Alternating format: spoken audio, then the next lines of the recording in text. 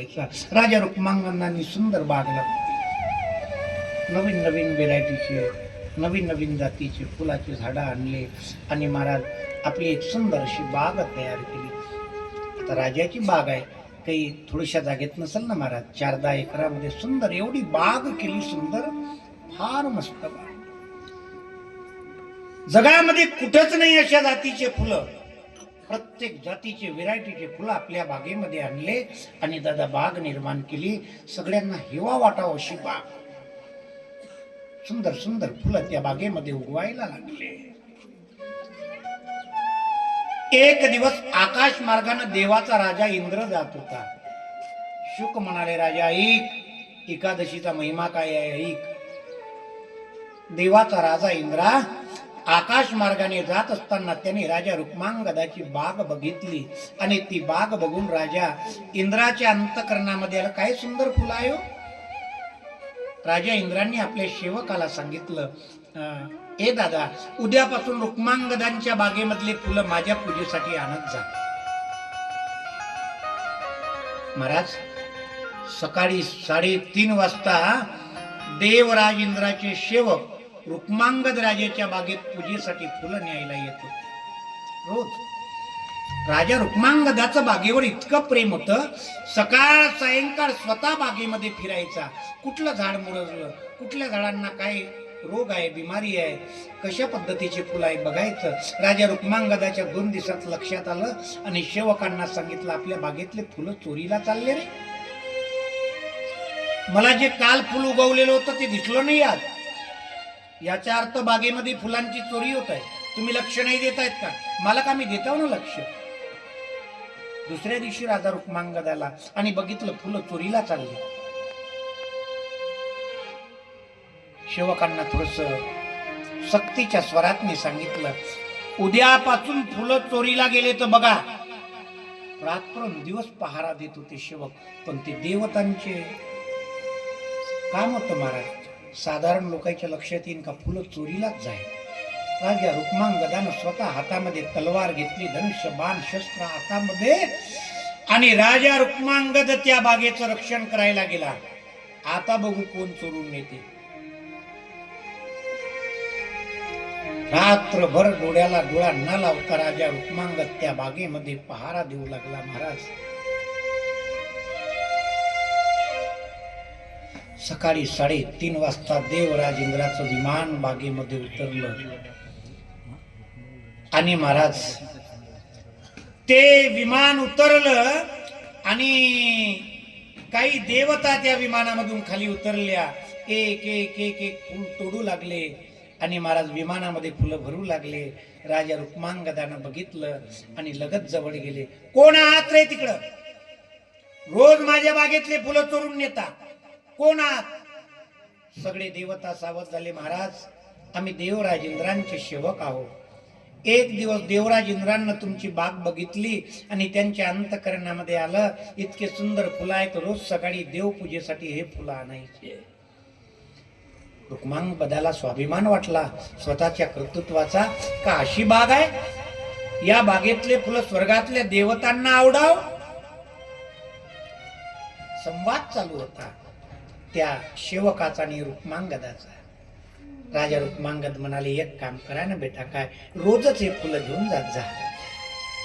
देवराज इंद्र जर माझ्या बागेतले फुलं नेत असन तर माझी सार्थक आहे बाग.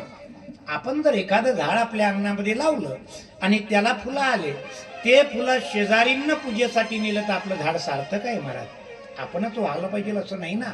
नाही, आपल्या झाडाचे फुलं तोडून जर शेजारी नेऊन देवाला वाहत असेल तर तिनं केलेल्या पूजेचं 10% पुण्य तुमच्या खात्यात जमा होतं. लक्षात ठेवा. एका फुलासाठी झगडे करत बसू नका. नेलं तिनं, मी लावलं, तिनं नेलं, काय तुनं वाहा नका तिनं वाहा नका. वाहलं जगन्नाथालाच ना, वाहलं. देवराज इंद्राच्या सेवकांना रुक्मांगद म्हणाले, बाबा रोज येऊन घेत जा. मला वाटलं कोण्या टवाळखोराची आहे की काय ही चुकी, पण देवराज जर इंद्र जर पूजेसाठी नेत असेल, माझी बाग सपत आहे, जा. पण एवढ्यामध्ये अशी घटना घडली, सूर्योदय झाला. बोलण्यामध्ये सूर्योदय झाला. देवराज इंद्रांच्या सेवकांना रुक्मांगद राजा म्हणाला, जा बाबा आता.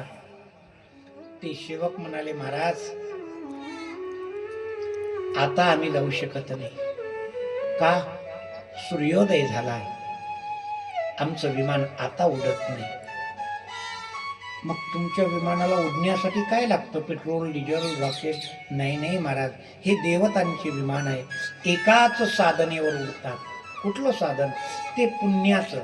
माऊलीनं ज्ञानेश्वरीमध्ये एक ओवी सुंदर लिहिली, पुण्याची पावटी सरे, सवेची इंद्रपणाची उटी उतरे, येऊ लागती माघारे मृत्यू लोका. दादा, पुण्य आहे तोपर्यंत स्वर्गामध्ये इंद्र आहे.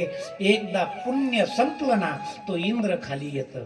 पुण्याची पाहुटी सरे, सवेची इंद्रपणाची उटी उतरे, येऊ लागती माघारे मृत्यू लोका. पुण्य पाहिजे.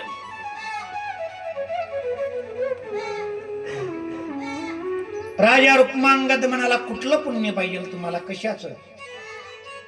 कलियुगामध्ये, या युगामध्ये बाकीचं पुण्य विशेष पुण्य ठरल्या जात नाही. मग कुठलं पाहिजे? देवता सांगू लागले, तुमच्या राज्यामध्ये कुणी एकादशीचं व्रत करणार आहेत का? राजा रुक्मांगद म्हणाले, मला एकादशीच माहित नाही, कधी असते ती माहित नाही, आम्हाला कल्पना नाही. एकादशी सोमवार माहित आहे, मंगळवार माहित आहे, हे उपास करतो, एकादशी माहित नाही. देवता सांगू लागले, दशमी नंतर एकादशी, बार्शीच्या आधी एकादशी, पौर्णिमेच्या 4 दिवस आधी, अमावस्येच्या 4 तिथी आधी एकादशी. एका महिन्यात 2 एकादशी असतात, शुक्ल पक्षातली आणि कृष्ण पक्षातली 2. म्हणे महाराज हे माहित नाही, व्रत कसं करायचं असतं? काही करायचं नाही, एकादशीला अन्न खायचं नाही. भगवान नारायणाचं, पांडुरंगाचं पूजन करायचं नाही. पूजन केलं ठीक नाही, अन्न खायचं नाही, हा मूळ उद्देश. म्हणे महाराज आमच्याकडे माहित नाही. म्हणे जो कुणी एकादशीचं व्रत केलं असेल ना, त्यानं जर आमच्या विमानाला पुण्य दिलं तर आमचं विमान उडतं. राजा रुक्मांगदाने गावामध्ये दवंडी दिली, जुन्या काळातली दवंडी. एक डकर घेतलं, सेवकाला सांगितलं, सांगा आपल्या राज्यामध्ये कोणी उपवासी आहे का काल दिवसभर? देवतांना विचारलं, एकादशी कधी होती? म्हणे कालच एकादशी झाली. त्यावेळेला राजाने अख्ख्या गावामध्ये दवंडी दिली, कुणी उपाशी आहे का? ऐकावं ऐका, जो कोणी उपवासी असन, राजा रुक्मांगद त्याचा सन्मान करून विशेष उपहार प्रदान करतील त्याला. कोणी आहे का उपवासी? हे दृश्य, ही कथा इथंच ठेवू आपण. इथपर्यंत आलो, लक्षात ठेवा फक्त, आपण इथपर्यंत आलो. तो दवंडीवाला फिरत आहे. त्याच राजा रुक्मांगद राजाच्या